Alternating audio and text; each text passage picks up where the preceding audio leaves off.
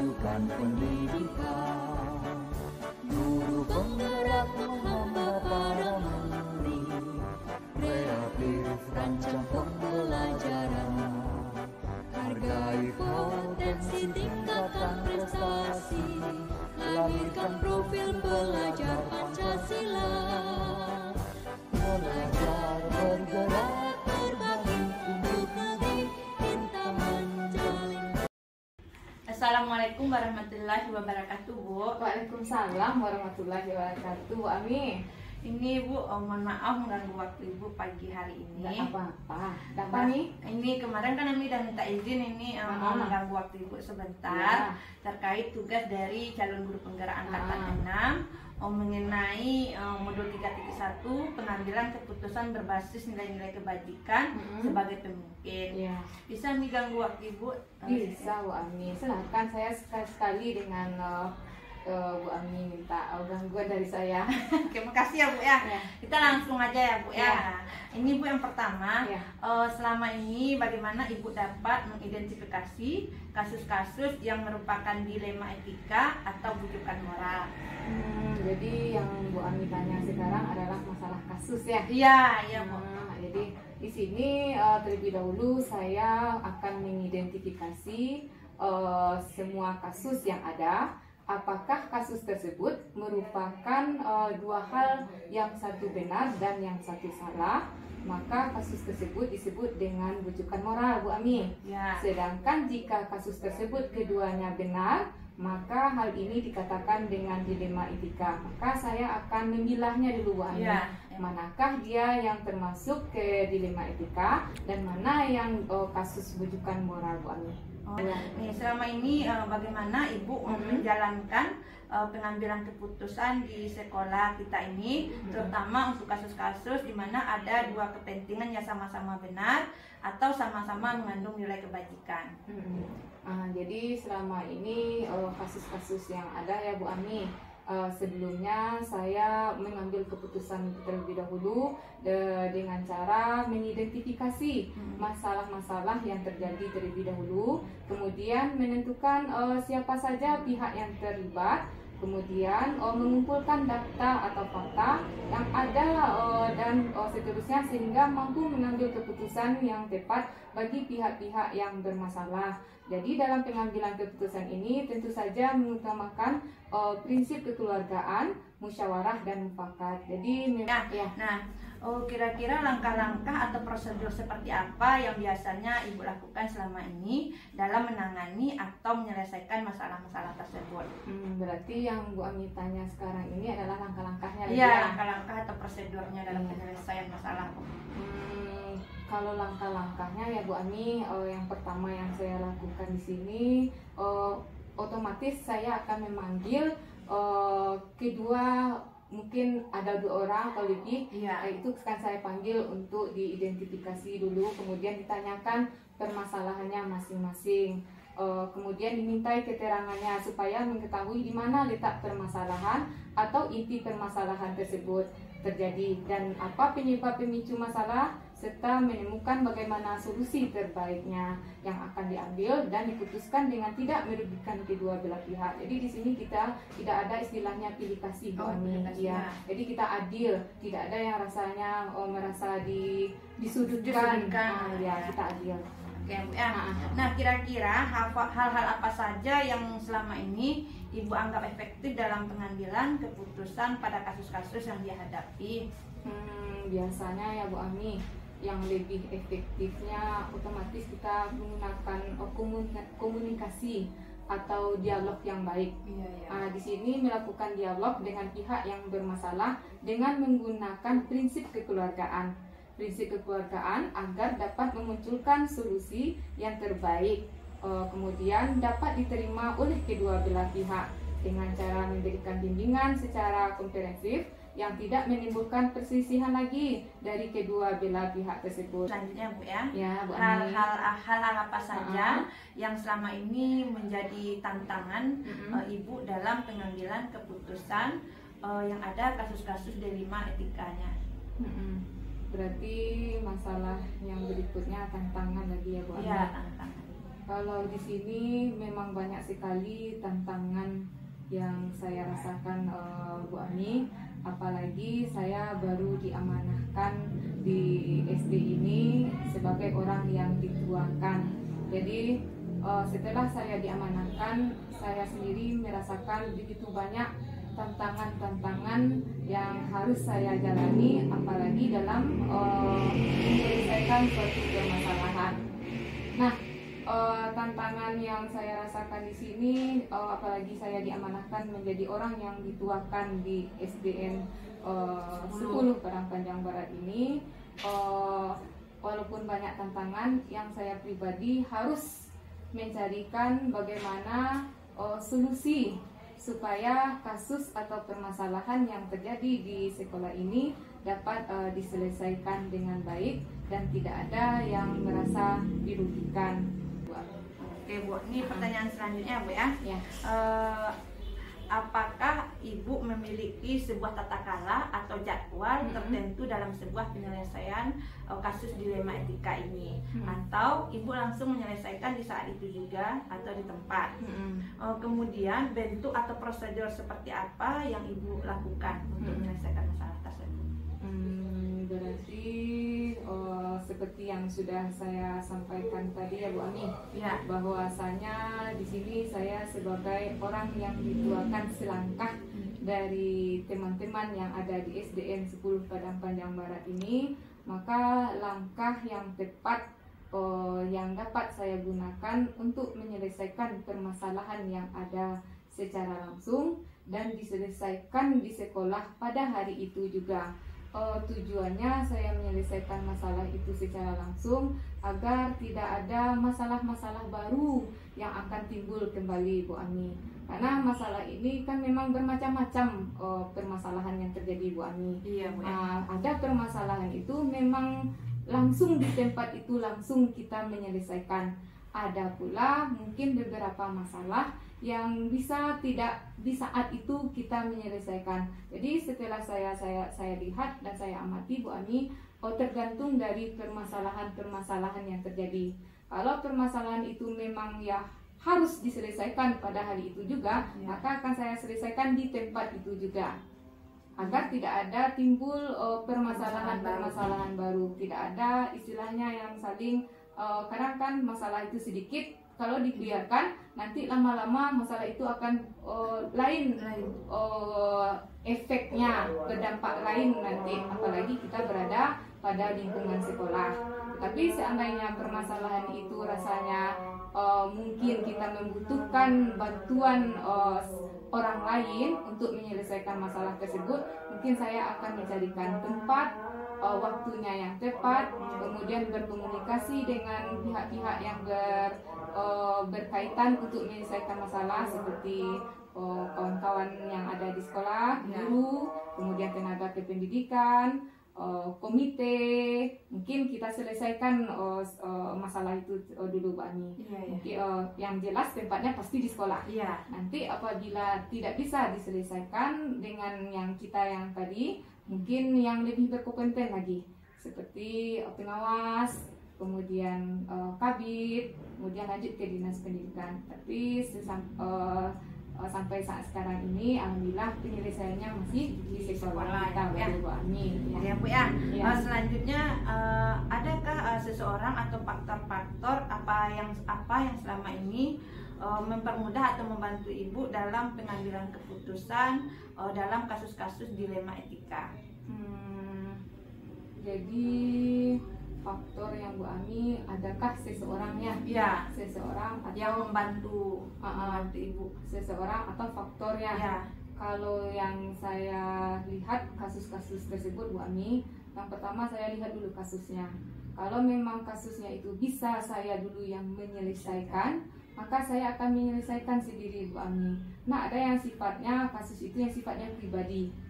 Tetapi seandainya sifatnya tidak pribadi, memang diselesaikan oleh warga sekolah, maka saya akan melibatkan kayak guru, tenaga pendidikan, karena seperti yang kita ketahui di sekolah kita kan ada guru agama. Iya, ya. Sedikit banyaknya beliau kan lebih tahu, Iya, ya. dan banyak solusi-solusi yang beliau berikan nantinya.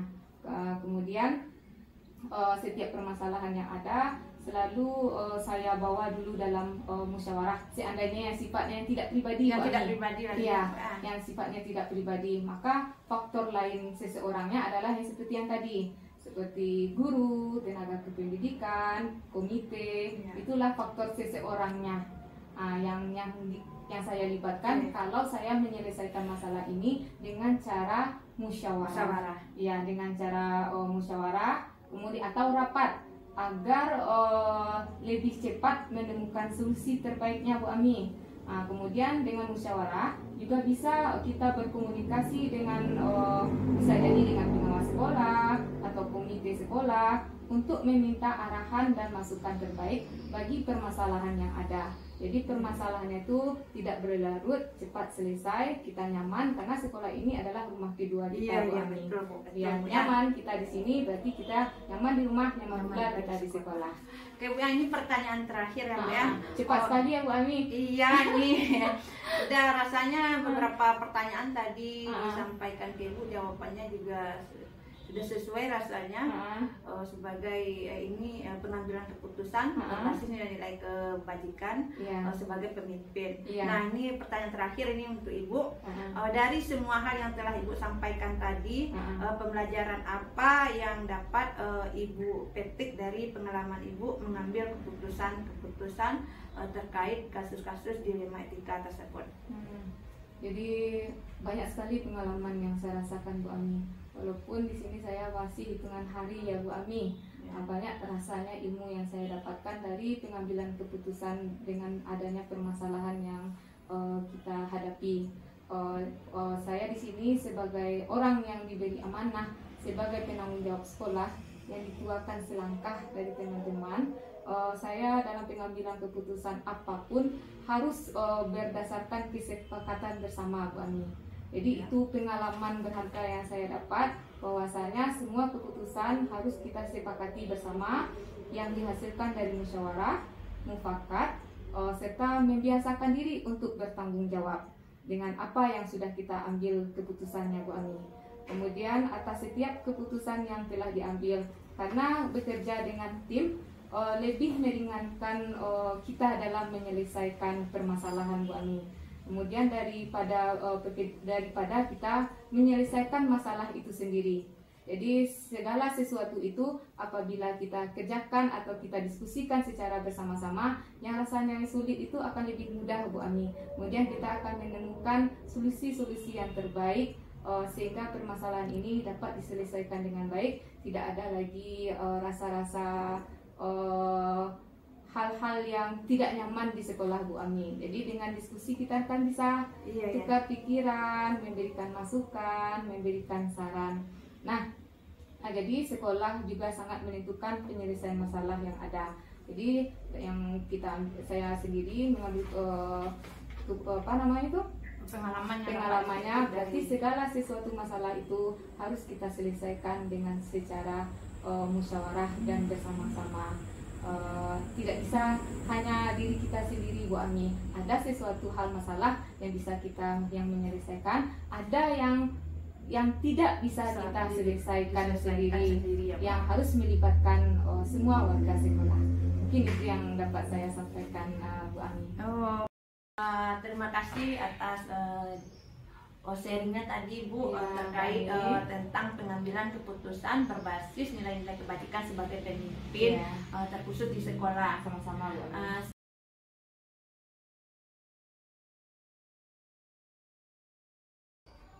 Assalamualaikum warahmatullahi wabarakatuh, Bu.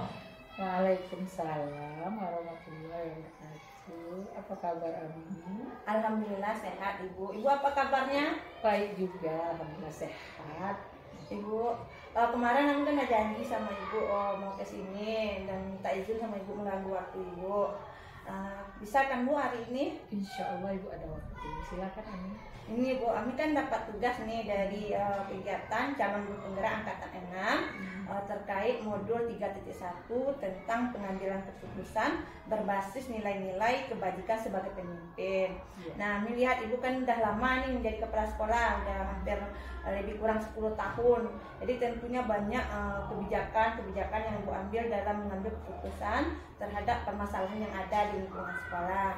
Nah, yang pertama Ami ingin menanyakan Bu, selama ini bagaimana Ibu dapat mengidentifikasi kasus-kasus yang merupakan dilema etika ataupun bujukan moral? Begini ya, yang satu benar dan yang satu salah menurut hukum. Yang satu nah jika kedua-duanya benar, maka hal itu dikatakan dengan dilema etika. Jadi kalau ada dua hal yang sama-sama benar berarti itu dilema etika ya kan? Kalau ada yang melanggar hukum salah satunya itu bujukan moral. Oke Bu, ini Bu, selama ini bagaimana Ibu menjalankan pengambilan keputusan di sekolah Ibu, terutama untuk kasus-kasus yang ada dua kepentingan sama-sama benar atau sama-sama mengandung nilai kebajikan seperti kasus dilema etika tersebut? Selama ini yang Ibu kerjakan sebelum mengambil keputusan, tentu saja Ibu mengidentifikasi masalah tersebut terlebih dahulu. Kemudian Ibu cari data siapa saja pihak yang terlibat dalam permasalahan itu, lalu mengumpulkan faktanya yang ada kaitannya dengan masalah itu, dan seterusnya Ibu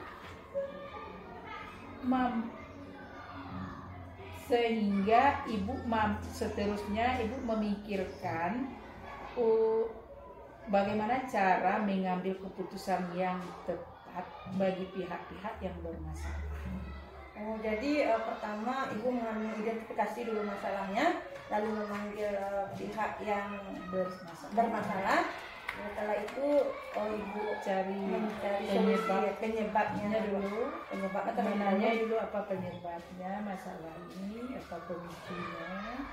Kemudian Ibu pikirkan bagaimana dengan data yang sudah Ibu dapat jadi, bagaimana cara mencarikan solusi yang terbaik dalam penyelesaian masalah ini bagi kedua belah pihak.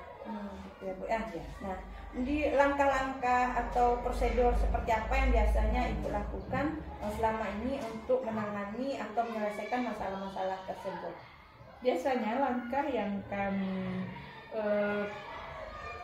kerjakan sesuai permasalahan yang ada, yaitu yang pertama memanggil kedua belah pihak yang bermasalah untuk dimintai keterangannya supaya mengetahui di mana letak permasalahan itu.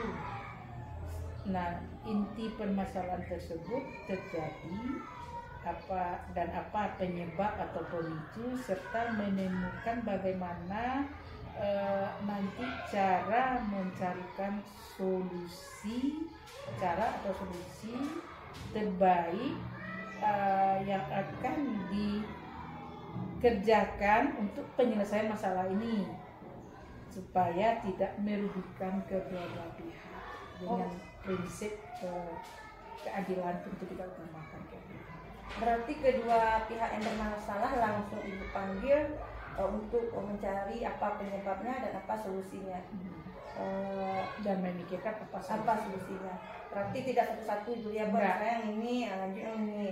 Nanti setelah dapat dua informasi baru disatukan itu, bukan ya? Nah, kalau seperti itu rasanya kurang efektif.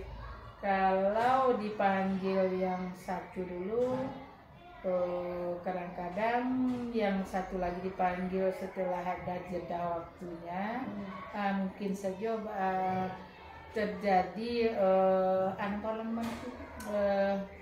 pengelakan dari kedua pembelaan pihak, masing-masing pengelakan atau pembelaan.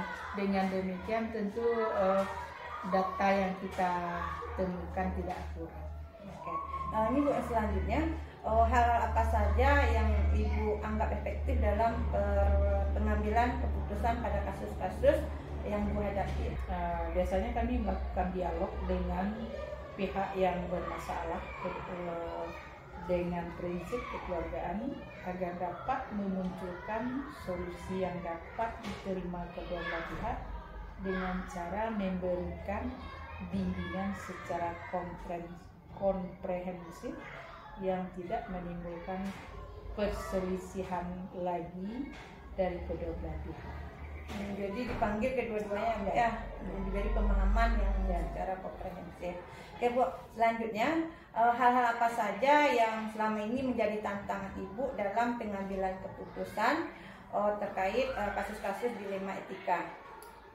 Selama saya bekerja di sini lebih kurang 10 tahun dari di SD 14 Negeri Parapanjang ini, tantangan yang saya hadapi dalam mengambil keputusan menyelesaikan permasalahan adalah bagaimana mencari solusi yang terbaik.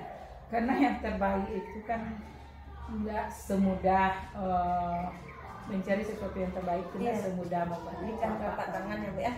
Butuh proses, butuh waktu, butuh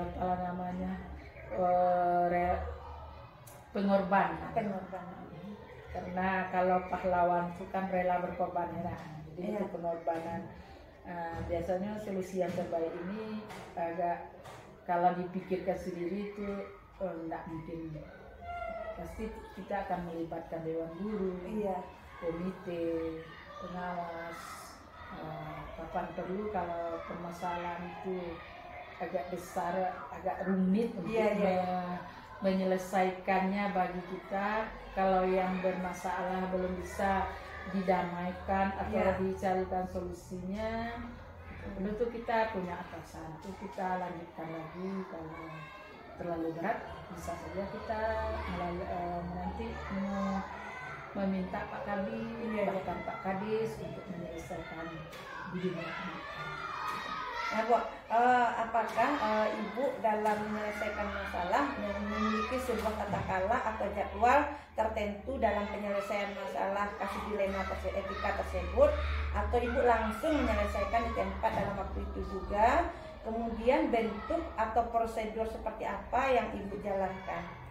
Biasanya dalam menyelesaikan masalah dilema etika tadi, sebagusnya itu langsung, karena kalau ditunggu atau ada ruang waktu, kita takutnya nanti akan dicela atau dimasuki oleh hal-hal yang akan mempersulit kita menyelesaikan masalah ini. Jadi sebagusnya kita langsung dengan jalan mengutamakan mengambil solusinya itu musyawarah mufakat, terutama bagi yang berseteru. Kemudian kita minta pendapat dewan guru, kalau diperlukan lagi komite, diperlukan lagi pengawas dan sebagainya, untuk pihak-pihak tertentu. Jadi seharusnya memang kalau ada masalah secepatnya kita selesaikan dan kita tuntaskan supaya tidak timbul masalah lagi. Oh, jadi berarti kalau ada masalah di antara misalnya rekan kerja, Ibu dapat informasi langsung dipanggil di saat itu juga, langsung diberikan pembinaan ya Bu ya. Oke Bu. Nah, ada nggak faktor-faktor yang selama ini yang mempermudah atau membantu Ibu dalam pengambilan keputusan dalam kasus-kasus dilema etika? Biasanya yang dilema etika di sekolah kami ini jarang, tapi ada juga kumpulan itu kecil menurut pengalaman kami, tetapi cukup diingatkan kembali bahwa seorang pendidik itu dengan peraturan perundang-undangan dan ada kompetensi profesional, kompetensi kepribadian sosial dan pedagogi. Jadi kalau mereka berseteru atau bermasalah, jadi di kompetensi kepribadian dan sosialnya itu kan tidak bagus, tidak sebagai seorang pendidik. Makanya diingatkan lagi biasanya. Insya Allah kalau diingatkan lagi, yang namanya manusia itu pasti sering lupa, diingatkan lagi, insya Allah ada itu terasa bahwa keterlanjurannya pendidik itu bahwa itu keluar dari aturan sebagai seorang pendidik. Oke Bu, ada nggak yang membantu Ibu dalam mempermudah menyelesaikan masalah tersebut? Biasanya kalau kami itu sering berbagi, karena guru agama itu kan bagaimanapun juga dari segi ilmu agamanya kan lebih dari itu. Biasanya kami minta pendapat beliau dan juga menginputkan beliau dalam musyawarah mencarikan solusi yang sudah bermasalah. Oke Bu, ini pertanyaan terakhir Bu ya. Dari semua yang telah Ibu sampaikan tadi, pembelajaran apa yang dapat Ibu petik dari pengalaman Ibu dalam mengambil keputusan terhadap permasalahan yang terjadi? Ya, yang namanya sebagai pimpinan banyak hal masalah yang kita temui di dalam perjalanan dinas kita. Mungkin saja kayak itu antara pendidik dengan tenaga kependidikan atau pendidik dengan pendidik, atau bahkan ada juga yang kami dengar tuh pendidik dengan atasannya, atau pendidik dengan wali murid, atau pendidik dengan siswa dan atau dengan masyarakat lain. Jadi sebagai seorang pimpinan itu merupakan tanggung jawabnya di pundak beliau untuk menyelesaikan segala permasalahan yang terjadi di sekolah ini. Jadi yang dapat pengalaman yang kami petik bahwa untuk menyelesaikan permasalahan itu kita tidak boleh menganggap diri kita mampu menyelesaikan sendiri. Bagusnya kita harus melibatkan dewan guru, komite, pengawas, bahkan kalau permasalahan itu belum juga selesai, itu tentu akan kita tingkatkan ke pihak-pihak atasan kita seperti kabit dan kadis apabila diperlukan. Tapi biasanya belum pernah yang berlarut-larut permasalahan yang kami alami.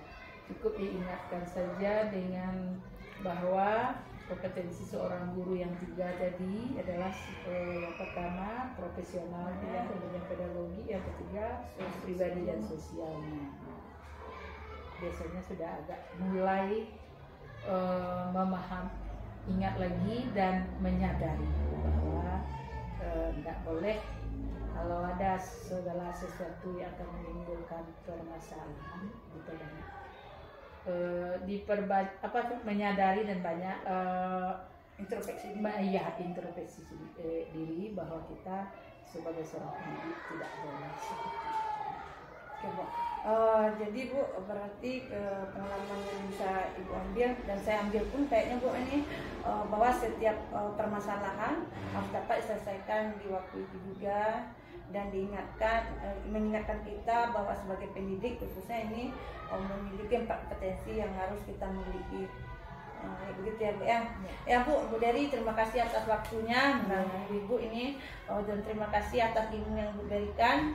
Saya sebagai calon guru penggerak mana tahu nanti akan menjadi pemimpin pembelajaran baik di sekolah maupun di kelas. Saya juga pemimpin pembelajaran. Dengan wawancara Ibu ini bermanfaat untuk saya dalam mengatasi permasalahan-permasalahan yang ada baik di lingkungan kelas maupun di lingkungan sekolah. Terima kasih atas waktunya Bu.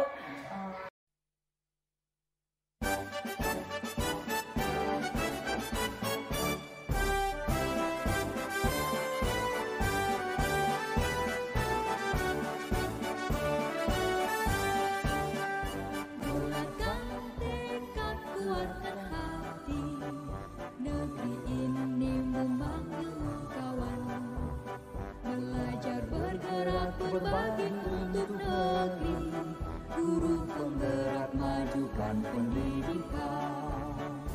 Guru penggerak menghamba para murid, kreatif rancang